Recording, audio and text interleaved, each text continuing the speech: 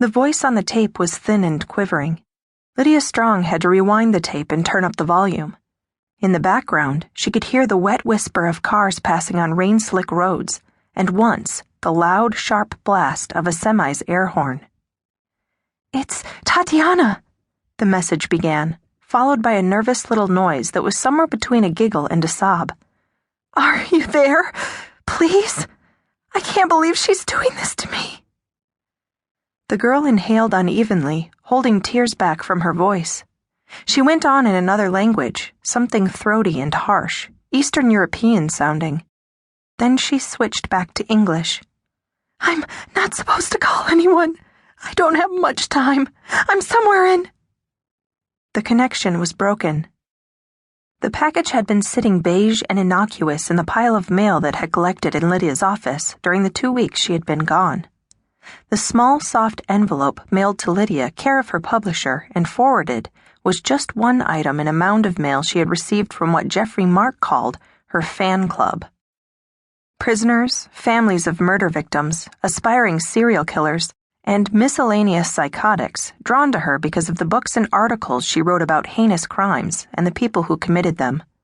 Winning a Pulitzer Prize and solving a few cases along the way as a consultant with the private investigation firm of Mark Hanley and Stryker, Lydia had become an icon of hope, it seemed, for the world's most desperate and its most sick and twisted. She was about to toss the envelope into the trash with the rest of the letters, but when she lifted the pile, the jiffy, heavier than the other items, fell to the floor with a dull thud and the slightest rattle. She looked at the package for a second, then reached down to pick it up. There was no return address, though it had been postmarked from Miami more than 3 weeks earlier. Written in capital letters in the lower right-hand corner was an urgent plea. "Please read me." She observed the moment where she could choose to open the package or choose to throw it away, never the wiser to its contents and the impact it might have on her life. But something about the smallness of it, the innocence of its soft beige form, and the slight rattle that indicated to her a tape cassette piqued her curiosity, lit a tiny jolt of electricity inside her. Lydia extracted a pair of surgical gloves, a letter opener, and a pair of tweezers from her desk drawer. She opened the package with the letter opener, careful not to disturb the seal, then removed a tape cassette and a handwritten note with the tweezers. The note was written with big loopy letters in a faltering cursive hand. "Dear Miss Strong, you are a good woman of strength and honor, and you must help Tatiana Quinn and all the other girls who are in need of rescue. There are too many who are already past helping.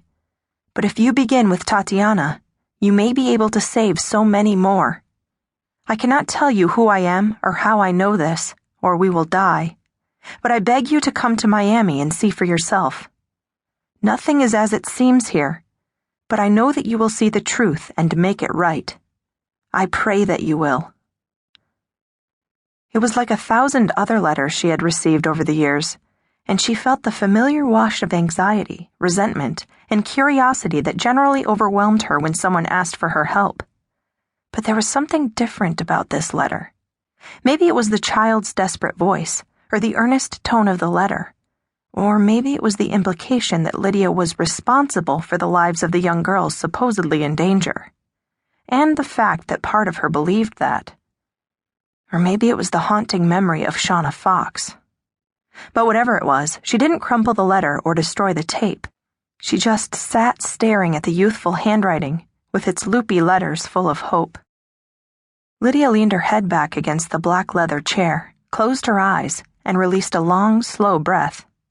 She felt 2 weeks of fatigue pulling at her muscles and her eyelids, even as the excitement of the buzz made her heart race a little.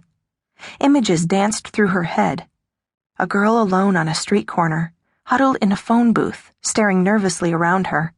The crowds that had gathered at Lydia's book signings during the media tour she had just conducted to promote Blind Faith, a murderer's face as she straddled him in a burning church, her gun inside his mouth. Jeffrey's smiling eyes. The tape player by her computer gave off a blank hiss for a few moments before she noticed and reached over to click it off. As she picked up the phone, she heard the elevator door that opened into their apartment. She realized that she was still... To keep listening to this audiobook, I've left you a link in the description so you can do it, at no cost thanks to Audible's 30-day free trial.